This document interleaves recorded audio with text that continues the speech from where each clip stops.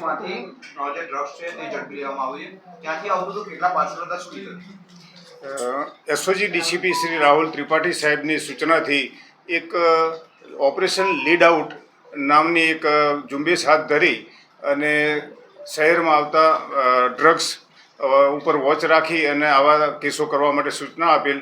જે આધારે અમારા એસઓજીના પીઆઈ ઉનડકર અને પીએસઆઈ શ્રી જેવી દેસાઈને એક માહિતી મળેલ કે ફોરેન પોસ્ટ ઓફિસમાં કેટલાક પાર્સલોમાં ડ્રગ્સ આવી રહેલ છે, જે હાઇબ્રિડ ગાંજા નામનો એક જે ગાંજો છે એ આવી રહેલ છે. જે માહિતી આધારે પંચો સાથે કસ્ટમ ફોરેન પોસ્ટ ઓફિસમાં જઈ કસ્ટમ ઇન્સ્પેક્ટરશ્રી ને મળી અને એક લેખિત રિપોર્ટ આપી આ પાર્સલો ચેક કરવા માગતા કુલ 6 પાર્સલ કે જેમાં બિસ્કિટ પણ હતા અને 6 પાર્સલમાંથી ટોટલ 525 ગ્રામ 0.800 મિલીગ્રામ ગાંજો, જેની કિંમત 52,850,000 થાય છે, જે કબજે કરવામાં આવેલ.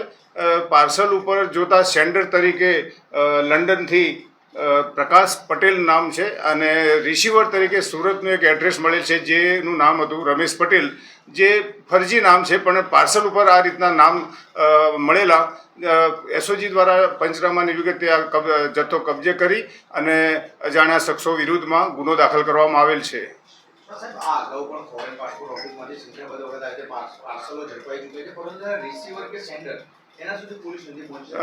આ લોકોની એક સિસ્ટમ હોય છે કે જે પાર્સલ મતલબ જે પાસ થતું હોય તો એક ટ્રેકિંગ સિસ્ટમના આધારે એ લોકોના પોતાને ખ્યાલ હોતો હોય છે કે અમારું પાર્સલ ક્યાં પહોંચ્યું છે.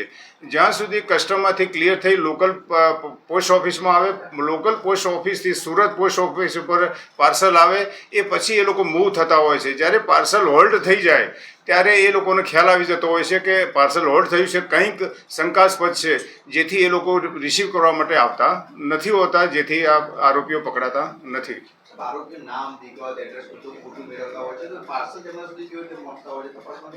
એકચ્યુઅલી સેન્ડર તરીકે ફોરેન કન્ટ્રી લંડનથી આ પાર્સલ મોકલવામાં આવેલ છે, જેથી તપાસમાં ખરેખર એમાં તકલીફ પડી રહેલ છે.